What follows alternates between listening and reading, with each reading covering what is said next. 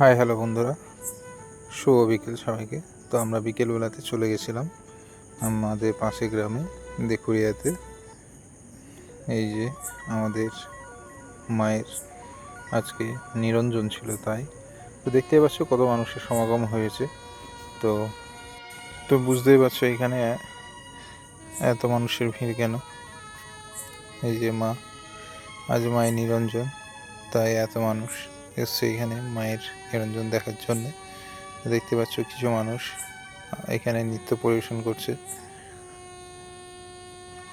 দেখো বন্ধুরা, কত মানুষ, কি বলবো তোমাদের, সত্যি একটা এই সুন্দর মুহূর্তটা সবাই, কি বলবো, সবারই কপালে জোটে না। তো আমিও খুব ব্যস্ত, তা যাক আমার ডিউটি ছিল না বলে আমিও এই মায়ের নিরঞ্জন দেখতে পেলাম। তো দেখতে পাচ্ছ এখানে মাকে 7 পাক ঘোরানো হচ্ছে। 7 পাক ঘোরানো হচ্ছে। তো আমাদের যে কোনো প্রতিমাকে বিসর্জনের আগে 7 পাক ঘোরানো হয়, তারপর তাকে বিসর্জন করা হয়।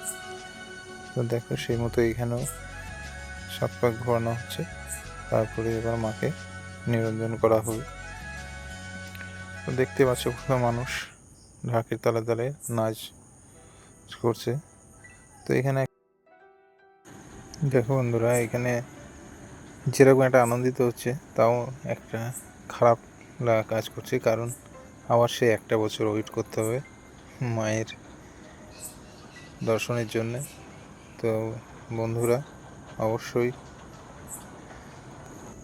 তো বন্ধুরা দেখতে থাকো মায়ের সেই সৌন্দর্যের মুহূর্তটা। আর কিছুক্ষণের মধ্যেই মাকে নিরঞ্জন করা হবে। তো একদম মাকে পুকুরে পাড়ে নিয়ে আসা হয়েছে, যে পুকুরটাতে ভাসান করা হবে সেই পুকুর পাড়ে।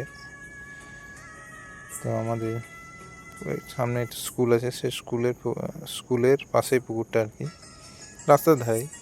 তো দেখো এখানেও কত মানুষ, চারি পুকুর পাড়ে কত মানুষ আছে। তো একদম অন্তিম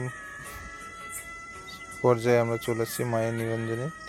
তো দেখো মাকে এবার পুকুরের নিয়ে চলে যাওয়া হয়েছে, পুকুর একদম জলের মধ্যে আর কি। এবার দেখো আর কিছুক্ষণের মধ্যে মাকে নিরঞ্জন করা হবে। তো দেখো বন্ধুরা, ভিডিওটা ভালো লাগলে অবশ্যই লাইক কমেন্ট শেয়ার করবে, আর যারা নতুন আছো প্লিজ একটু ফলো করে নেবে পেজটাকে। জয় মা কালী মা, সকলে মঙ্গল করো মা, এটাই তোমার কাছে প্রার্থনা। জয় মা কালী মা। দেখো কত ভিড় মানুষের।